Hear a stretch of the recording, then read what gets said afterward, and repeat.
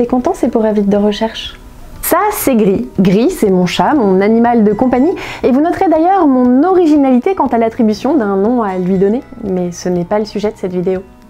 Ce chat, il est dans mon quotidien, on cohabite ensemble, et je dois dire qu'on est des super copains.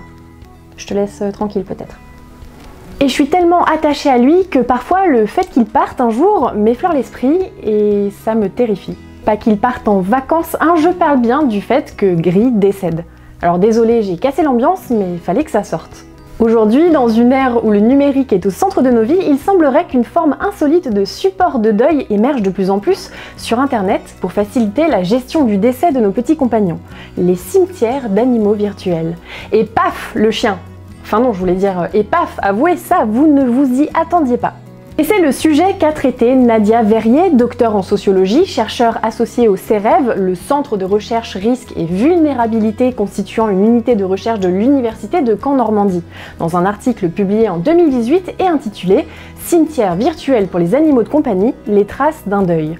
Nadia Verrier nous parle de cette nouvelle ère du deuil numérique des animaux de compagnie. Bienvenue dans Avis de recherche, aujourd'hui on va parler cimetière d'animaux virtuels, deuil numérique et petit toutou parti trop tôt.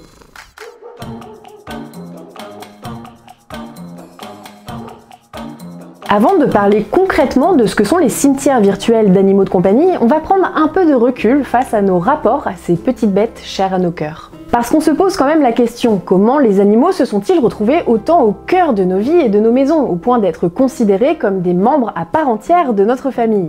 En 2020, la FACO, la Fédération des fabricants d'aliments pour chiens, chats, oiseaux et autres animaux familiers, oui ça existe, a mené une étude destinée à recenser le nombre d'animaux domestiques en France en se basant sur les ventes de croquettes et pâtés, et les résultats sont assez impressionnants.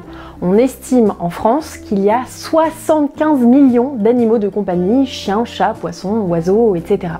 Mais si on remonte le temps, à l'origine, l'animal domestique était plutôt voué à travailler et être utilitaire plutôt qu'à tenir compagnie et se faire papouiller. Par exemple, le chien au 19e siècle, c'était un animal de trait, un outil, et on considérait presque cet animal comme envahissant puisqu'il prolifère à tout va. Au 19e siècle, on va pas se le cacher, le concept d'acheter un chien est une pure aberration. Mais petit à petit, en même temps que s'opèrent des changements d'une société rurale vers une société plus urbaine, certains animaux sont devenus centraux dans la vie des humains, et ils parviennent à commencer à poser le bout de leur truffe dans nos foyers. Ah, les chats, les chiens, ces petits vénards, quand d'autres animaux comme les bovins ou les porcs sont restés dehors à travailler dur encore jusqu'à aujourd'hui. Et personne d'ailleurs ne voudrait d'un cochon de compagnie dans son salon. Quoique. Au fil du temps, c'est une vraie relation passionnelle que l'humain a nouée avec ses animaux, qui incarnent un calme ambiant, tiennent compagnie aux enfants et aux personnes seules, nous divertissant, ces statuts constituant même pour beaucoup d'entre nous les éléments stables d'un bout de vie. Ils contribuent désormais au bien-être humain à tel point qu'on l'humanise à tout va, l'élevant au rang d'un membre de la famille ou d'un ami. Alors voilà, si l'attachement à nos animaux de compagnie est aujourd'hui basé sur des liens intimes très forts, comment gérer le moment de leur décès ? Parlons peu, parlons dépouille. Si la loi actuelle pour les humains et le protocole associé sont très stricts et clairs en cas de décès, pour les animaux, le flou a longtemps régné, d'autant plus que c'est une autre paire de manches si vous souhaitez inhumer votre animal officiellement. Une loi datant du 21 juin 1898 a offert pour la première fois la possibilité d'enfouissement des animaux à 100 mètres des habitations et à 1 mètre de profondeur dans la terre. En 1899, Georges Armois, avocat, et Marguerite Durand, journaliste, fondent la Société française anonyme du cimetière pour chiens et animaux domestiques. Ils achètent alors une partie de l'île aux Ravageurs, située à Asnières-sur-Seine, et créent le premier cimetière pour animaux. Chiens, chats, chevaux, poules, lions et autres espèces ont alors un lieu d'inhumation en France. L'occasion de pouvoir matérialiser son deuil et l'expression de sa peine quant à la perte d'un petit compagnon.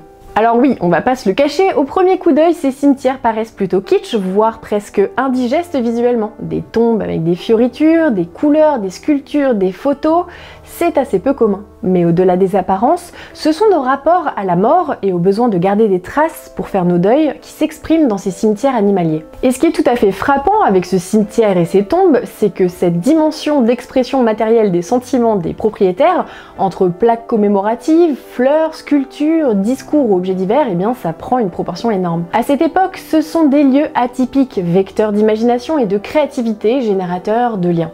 Comparés aux cimetières humains occidentaux, sobres, pudiques et plus simplement fleuri, bien que parfois doté d'éléments sculpturaux majestueux. À côté d'une sculpture de Babel d'une tombe de Labrador, ce n'est pas la même ambiance. Avec l'animal, nos rapports à la mort se sont permis des expressions différentes de deuil comparées à l'humain, et ça on le voit bien avec le cimetière d'Asnières. La dimension affective des rapports à nos animaux de compagnie s'incarne au travers de traces, c'est-à-dire d'objets de souvenirs sous plein de formes matérielles différentes qui ornent à foison le lieu, tels des micro-rites funéraires extravagants qui vont catalyser et apaiser la mort d'un animal. Il est vrai que la perte d'un animal peut être extrêmement rude. Pour les enfants notamment, par exemple, le décès d'un animal de compagnie peut arriver en pleine construction identitaire et ça constitue bien souvent la première expérience de deuil et de mort, de perte d'un être cher. Et ça va soulever un tas de questions sur la mort, notamment sur la notion de trace. Où est désormais l'animal qui jouait avec moi? Où va aller son corps? Moi je me souviens, mon hamster Rikiki, quand il est mort, ça a été horrible. Les cimetières d'animaux offrent cette possibilité à ces traces de s'incarner et de s'exprimer librement, là où le deuil des animaux peut parfois sembler futile dans une société qui semble peu les reconnaître. Si l'engouement pour ces cimetières animaliers a été réel à cette époque, aujourd'hui ces derniers tombent dans l'oubli. La vingtaine de cimetières pour animaux en France sont délaissés et parfois peu entretenus. Ça semble assez paradoxal quand on voit l'explosion de l'acquisition d'animaux de compagnie dans nos foyers, mais mettre son animal au repos éternel dans un lieu, comme ça requiert des moyens financiers très conséquents par exemple. C'est cher pour enterrer un animal ici, non? Oh, ça m'a coûté cher, ça, oui. Ça coûte, moi j'ai eu pour 250 000 avec le granit et tout. Il faut payer tous les ans le même prix. C'est-à-dire combien? Bah écoutez, moi je paye 480 francs. Mais c'est un peu cher quand même. Dans une époque moderne et numérique, il semblerait que nous soyons à l'aube d'une nouvelle ère du deuil. Et pour ça, des espaces virtuels fleurissent de part et d'autre sur le net. Ou alors, concrètement, c'est quoi un cimetière d'animaux virtuel? Eh bien, assez simplement, c'est une page en ligne dédiée à un ou plusieurs animaux décédés. Des sites gratuits, bien que des dons soient ouvertement proposés, majoritairement en libre accès.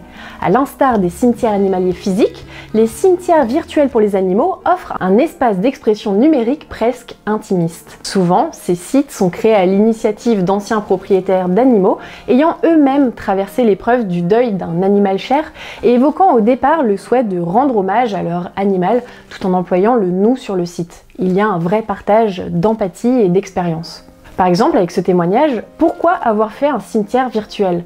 Nous avons perdu Loli, notre première Scottish Terrier, fin 2005. Elle occupait une grande place dans nos cœurs et au sein de notre famille. Dans un premier temps, nous souhaitons lui rendre un hommage, puis nous avons décidé de donner cette possibilité aux personnes qui étaient comme nous, attachées à leurs compagnons disparus. Voici donc les intentions des propriétaires des sites. Une fois sur le site, même si cela varie en fonction de l'organisation de chacun d'eux, la logique est souvent la même. On peut se balader au milieu de rangées d'icônes de tombes, cliquer sur celle-ci pour accéder à un espace de mémoire dédié à un animal. Photos, vidéos, mots d'adieu, anecdotes, commentaires, nous plongeant dans un vrai monde du discours funéraire. Le virtuel laisse la place aux mots, plus qu'aux objets matériels des cimetières animaliers physiques. Les écrits rédigés au sein des cimetières d'animaux virtuels constituent le cœur de ces sites. On a alors accès à un degré d'intimité encore plus fort que dans les cimetières physiques, nous offrant un répertoire de discours du deuil large et touchant. Si on s'intéresse au discours des personnes créant des tombes virtuelles pour leurs animaux au sein de cet espace, on remarque qu'ils sont souvent poétiques, souvent dans l'imaginaire d'un paradis animalier entre ciel et terre. Et via cet imaginaire, on ressent la nécessité de rendre l'affection et l'amour qu'a donné l'animal à ses propriétaires au cours de leur vie, souvent dans l'évocation de ce paradis pour animaux, doté d'un arc-en-ciel, en référence à un poème rédigé par un inconnu, mais qui est quasi systématiquement en référence sur tous les sites. Il y a un pont qui relie le ciel et la terre. On l'appelle le pont de l'arc-en-ciel pour ses couleurs innombrables. Juste de ce côté du pont de l'arc-en-ciel, il y a un endroit avec des collines, des vallées et des prairies. C'est là où va notre animal tant aimé lorsqu'il décède. Il y a amplement de nourriture, d'eau et les journées y sont toujours douces et printanières. Un lieu imaginaire qui permet de regrouper les animaux décédés et de les imaginer tous ensemble, renforçant l'effet de communauté des personnes en deuil. Des discours majoritairement destinés directement à l'animal, évoquant des souvenirs avec celui-ci. Par exemple, on peut lire « Tout a commencé un vendredi de 2001, avant la fête des pères. Nous nous étions rendus dans une animalerie et j'avais dit à ma conjointe « On n'achète pas de chien aujourd'hui ». 1 heure plus tard, tu sortais dans nos bras et je te baptisais Chloé. Tu as été ma première petite boule d'énergie.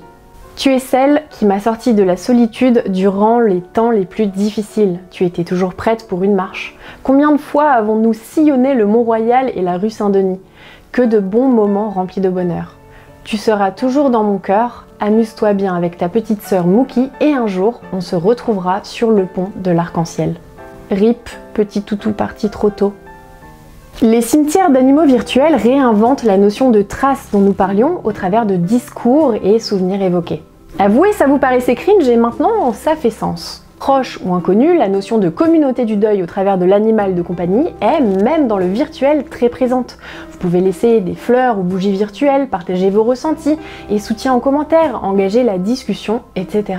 Chaque icône de tombe a son histoire, sa propre gestion et communauté. Certains propriétaires, au travers de leur discours, n'hésitent même pas à employer des termes directement en référence à leur souffrance et endeuillement. La pudeur tombe vraiment. Par exemple, les chiens ne mentent jamais quand ils parlent d'amour. Vous nous manquez tellement, mais ce qui nous console, c'est qu'un jour, nous serons à nouveau tous réunis, mes amours. Merci pour votre compassion et votre chaleur humaine à tous les deux.